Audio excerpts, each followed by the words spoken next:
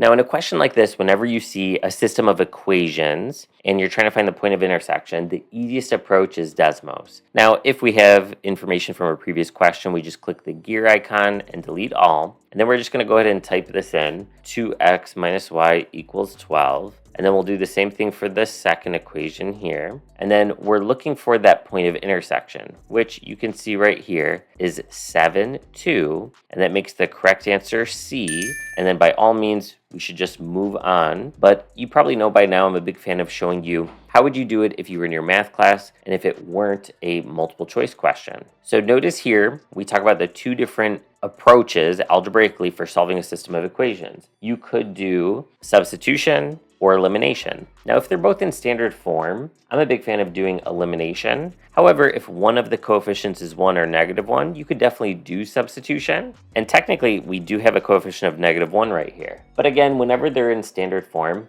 I just feel more comfortable with going the elimination route. So the goal is to either get the x coefficients to be opposite or the y's to be opposite. So the least common multiple of the x's is 6. So I can multiply the top equation by 3, the bottom one by 2, making one of them a negative. However, because in this case, I already have a -7 here, and I could make this the opposite, so a +7, just by multiplying the top equation by -7. I'd rather just multiply one equation by a constant instead of two equations. So now I go ahead and distribute, and we get -14x plus 7y equals negative, and I could use my calculator, or I could just say, okay, 7 times 10 is 70, 7 times 2 is 14, combine that's 84. And then we'll write the second equation as it is. When you add, the y's cancel, and that's by design. You get -11x and -77. And when you divide, you get x is 7. And if it were multiple choice, you could find that that's the only one that has that. However, let's say it's not multiple choice. I'll go to the easier of the two equations, in my opinion. It doesn't really matter which one you use. And you plug in the x and solve for y.